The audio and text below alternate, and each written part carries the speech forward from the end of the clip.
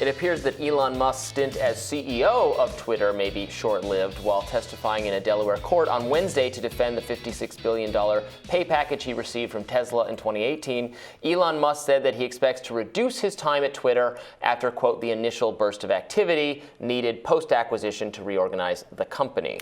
That news broke just one day after an internal memo at Twitter was made public. According to the memo, employees were given until the end of business Thursday evening to commit to, quote, extremely hardcore work or leaving the company. Musk wrote that this would mean, quote, working long hours at high intensity. He then explained that Twitter will become much more engineering driven. So obviously he's going to remain the owner, but maybe install someone else as CEO, maybe.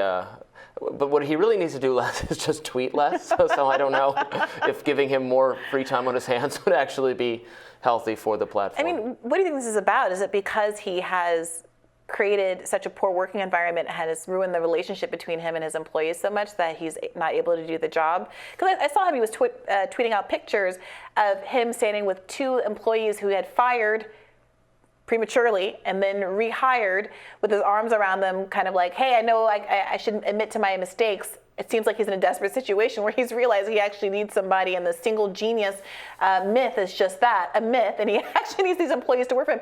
And the employees didn't look so happy in that photograph, I gotta say. Yeah, I don't know. They laid off a lot of people at Twitter, a lot of people. Now, I'm hearing from people from tech insiders, venture capitalist people, all of these companies actually have way too many employees. That rings true based on my kind of conversations with people at Twitter and Facebook and Google, et cetera. They employ so many people that are unnecessary. In what way? That they don't do anything. That they're because they get these large, evaluations, and then they have to spend money to ostensibly to grow, and they just take on a lot of people. But you just need a much smaller number of core engineers could actually run the thing. That could be wrong, but that's what I hear. Yeah, I mean, we're having genuine engineering issues with Twitter because Elon Musk fired technical engineering staff. The certain aspects of the program weren't working, like the alerts about the number of notifications you got weren't showing up. There were all kinds of glitches across the program as a consequence of him. Yes, people have been tracking this as a consequence of him not having retained the staff that's needed to run the platform.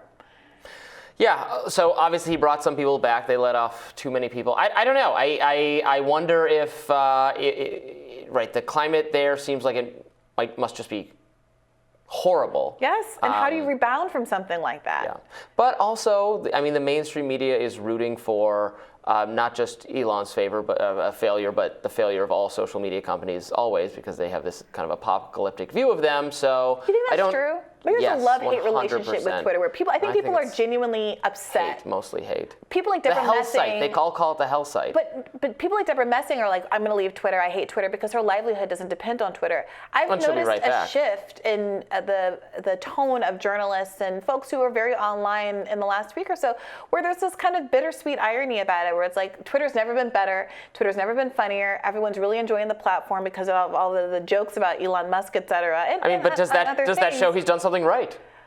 Well, no, it shows that he's become someone who is good for a Twitter gag. Mm-hmm. However, they tried to move to Mastodon. There's a lot of folks talking about how Mastodon just does not serve the same purpose as Twitter. And people are sad. Like, if Twitter ends, people are going to be legitimately upset about it. Do we have any reason to believe it's going to end? For all the internal chaos going on, are people actually leaving it en masse? Is it all? We're not hearing any actual reports of that. But advertisers. Yeah. That's the issue.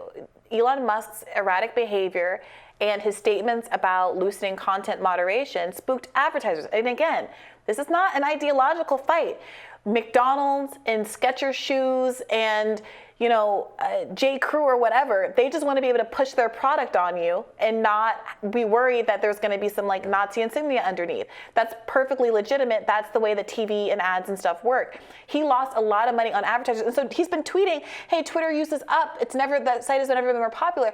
That's great, but if you can't monetize that, someone like Elon Musk, who bought this as an investment, is not going to want to keep the thing running as a loss, the way that Other kind of businesses, sometimes, yeah, you just do it for the love of it. But he doesn't seem like a Wikipedia sort of a guy. He seems like someone who wants to make money. We'll see. We'll grow it, attract different advertisers, new advertisers. I think it's far too early to say this is like a doomed project or something. I'm enjoying my time on Twitter. Yeah, I hope it way survives. more. I love Twitter. It had some kind of rules in place that were clearly bad or were nuking legitimate conversations and legitimate perspectives, and I'm glad to see them fall by the wayside. And I have some faith they might work it out. Maybe they won't. Maybe it'll fail. Maybe it'll be gone. But I think it's far too early to declare it dead. I saw Hamilton Knowles, I think that's his name is. Nolan? Hamilton Nolan, yeah.